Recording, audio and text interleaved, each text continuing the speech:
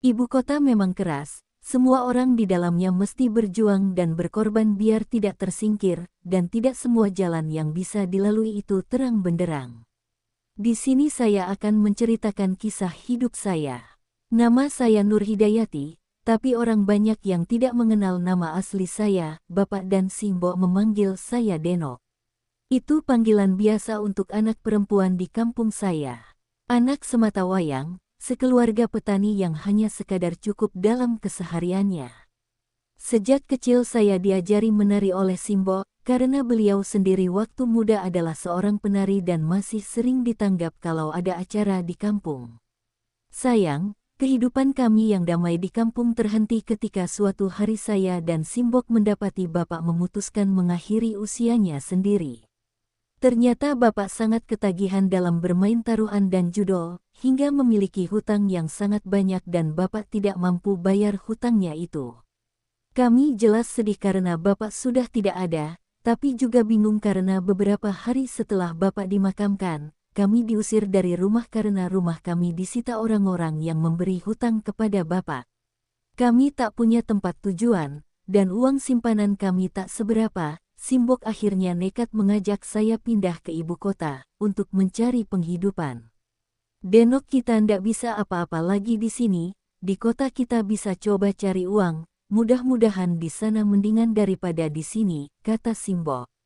Saya cuma lulusan SMP, dan Simbok lulusan SD, kami sama-sama nggak sadar, hidup di ibu kota begitu beratnya, melamar kerja ke sana kemari, nggak diterima karena dianggap pendidikan kurang tinggi.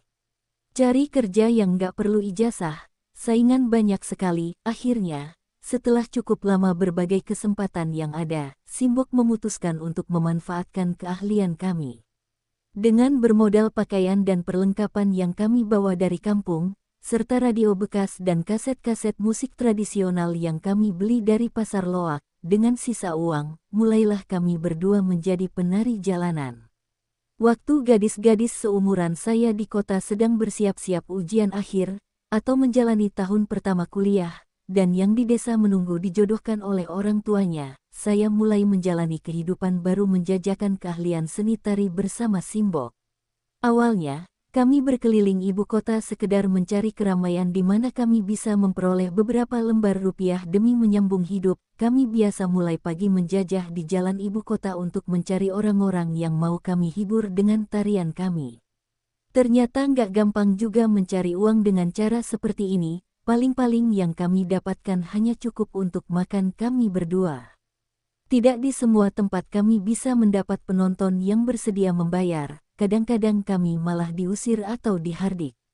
Setelah cukup lama kami ketemu tempat di mana kami bisa selalu dapat penonton dan uang, yaitu di salah satu pasar induk yang cukup besar. Akhirnya kami pun menyewa satu kamar kontrakan murah di dekat pasar tersebut. Banyak orang di pasar yang berasal dari kalangan menengah ke bawah, haus hiburan murah yang bisa bikin mereka ingat kampung masing-masing. Kehadiran kami di sana selalu disambut senyum tawa dan lembar-lembar uang. Walaupun tak jarang lembar-lembar itu diberikan kepada kami dengan kurang sopan. Entah karena saya dan Simbok memang menggoda, padahal saya sendiri tidak merasa cantik sebagai anak petani yang sering main di luar sejak kecil. Kulit saya jadi agak gelap terbakar matahari, tapi Simbok juga dari dulu selalu mengajari dan mengingatkan saya untuk merawat diri biarpun dengan cara sederhana. Jadi biarpun sawo matang, kulit saya tetap bersih dan tidak jerawatan. Biarpun rasanya dari kecil makanan saya bergizi pas-pasan, tetap saja badan saya bisa jadi dan berisi. Kalau dibayangkan seperti artis duo Serigala tapi versi lebih coklat, nah kalau Simbo itu memang cantik sampai umur sekarang pun beliau tetap cantik. Apalagi kalau sudah pakai sanggul dan rias, semua orang menengok. Saya sendiri selalu merasa jelek kalau tampil bersama Simbok, tapi kalau urusan badan, sepertinya saya merupakan bibit unggul.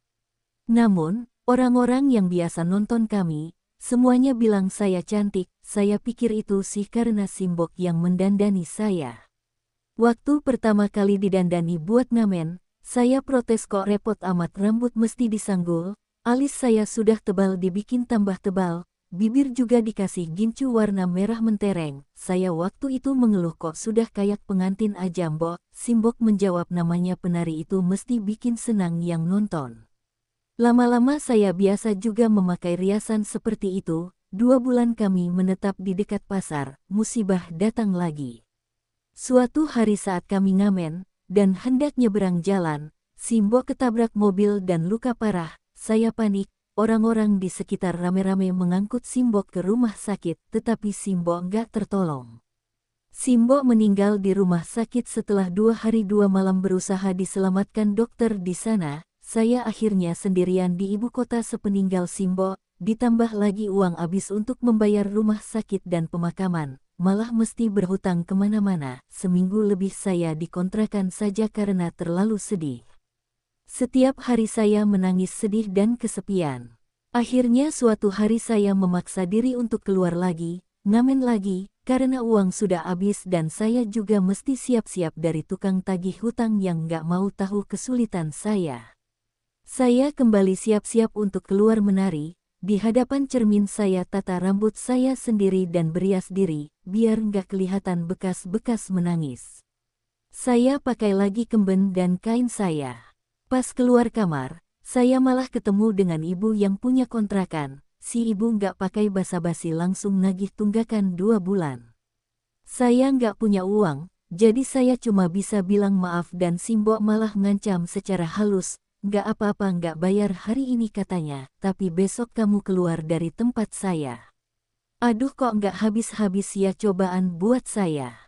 Saya mau usaha dulu kata saya, nanti akan saya bayar. Hari itu saya berangkat, terus saya cari uang buat hidup. Sialnya hari itu pasar sepi, sesudah 2 jam saya baru dapat 50.000. Sesudah ngamen di pangkalan ojek, saya nggak bisa konsentrasi, kepala penuh dengan pikiran gimana caranya supaya nanti kalau pulang sudah punya cukup uang untuk bayar kontrakan, belum utang-utang lainnya. Menjelang siang, saya sedang jalan di barisan toko-toko besar di samping pasar. Dan di depan toko beras paling besar di pasar, saya melihat sang juragan sedang menghitung uang. Beliau baru saja terima uang banyak dari pembeli yang memborong jualannya. Saya tak asing dengan sang juragan itu, karena saya juga sering lewat toko sang juragan. Saya waktu itu cuma kenal beliau sebagai pemilik toko beras yang besar itu. Beliau sudah sangat dewasa, umurnya mungkin sudah 45 tahunan, rambutnya sudah lumayan beruban, badannya besar dan perutnya gendut sekali. Saya ingat, suatu hari sang juragan pernah meminjamkan uang kepada Simbok dan sudah dikembalikan oleh Simbok. Terbersit di pikiranku untuk mencoba meminjam uang kepada sang juragan. Saya beranikan diri menghampiri juragan. Dia sendirian di depan toko, sementara anak buahnya sibuk di dalam dan di belakang. Tokonya sedang sepi, tidak ada pembeli. Juragan saya panggil, namun beliau melihat saya dengan acuh. "Ada apa nok?" tanyanya pada saya. Saya nggak kuat bilangnya, tapi saya harus bilang, saya boleh pinjam uang juragan. Uang saya sudah habis untuk biaya pemakaman Simbok dan sekarang saya mesti bayar kontrakan 2 bulan. Juragan melihat saya dengan tatapan yang tajam dan dalam. "Kamu perlu uang?" tanya juragan lagi padaku. "Tolong juragan, untuk kontrakan, hari ini harus ada atau saya diusir." "Saya janji akan kembalikan secepatnya," jawabku. Kok juragan langsung mengantongi segepok uang yang tadi dia hitung-hitung. "Denok, aku ini pedagang, bukan tukang ngasih utang, kamu perlu uang kerja sana, atau kamu jualan saja sana," jawabnya ketus. "Saya sekarang juga lagi kerja juragan." Saya jengkel tapi tidak berani menunjukkan secara langsung, sepertinya juragan tidak mau meminjamkan uang padaku. "Tolonglah juragan, takutnya saya tidak bisa dapat cukup uang hari ini buat bayar kontrakan juragan." "Kalau jualan saya nggak punya apa-apa, mesti jual apa juragan?"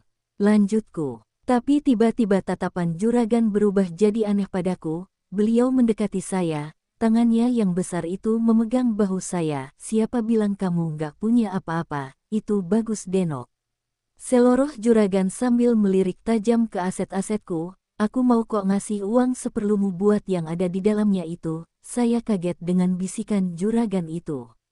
Tubuhku mendadak kaku seketika. Duh, inikah yang namanya bisikan iblis, batinku, bisikan juragan terus terngiang-ngiang di kepala. Kalau kamu mau denok, aku cukupi semua tagihan kontrakanmu yang 2 bulan itu, sekalian membayar untuk bulan depan, bisik juragan lagi, dan aku paham betul arah pembicaraan juragan, aku harus gimana?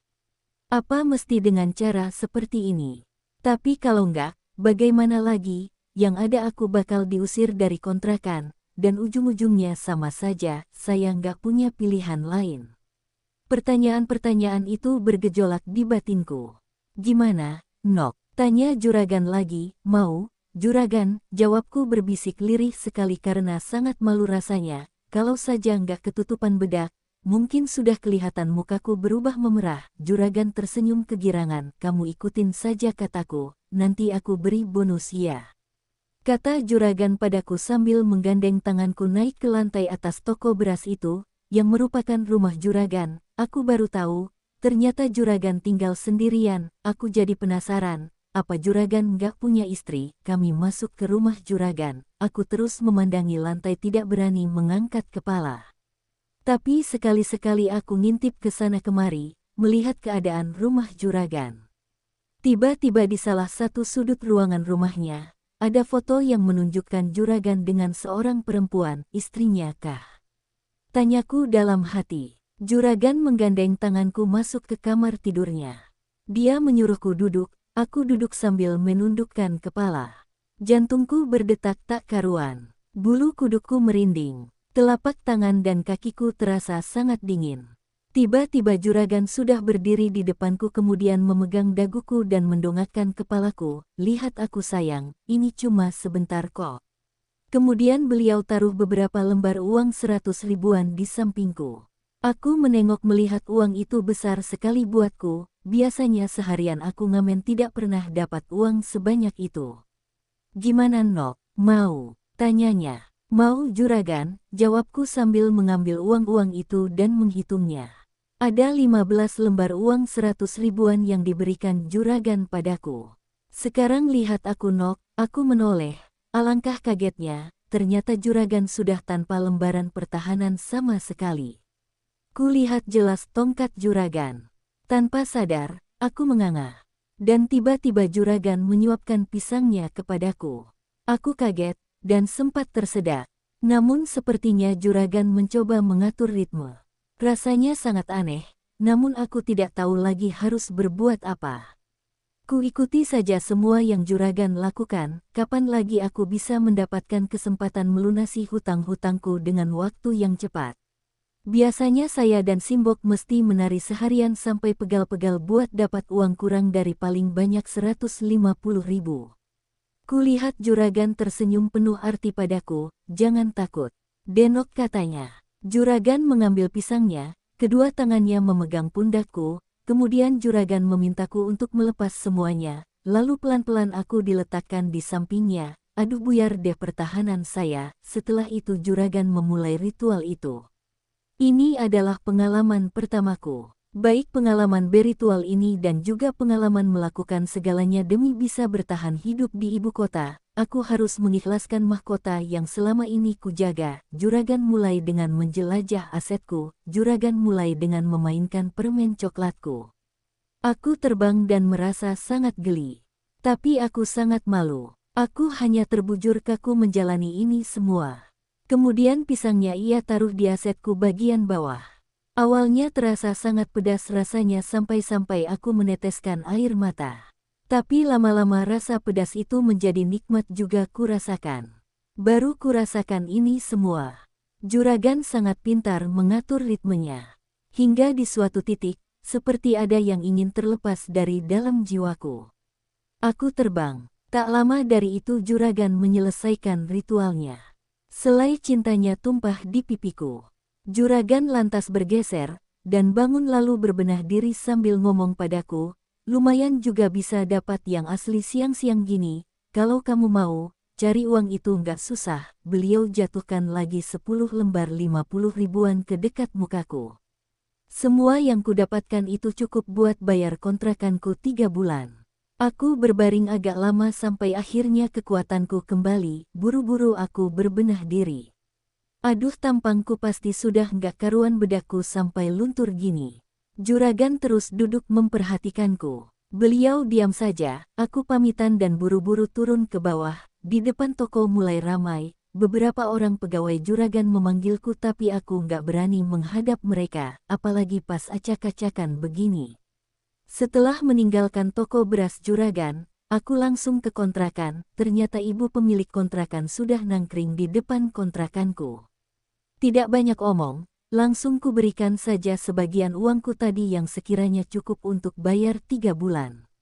Dan aku langsung kabur masuk ke kamar, aku langsung saja masuk ke kamar mandi dan mandi, masih nggak percaya apa yang barusan kulakukan dengan juragan.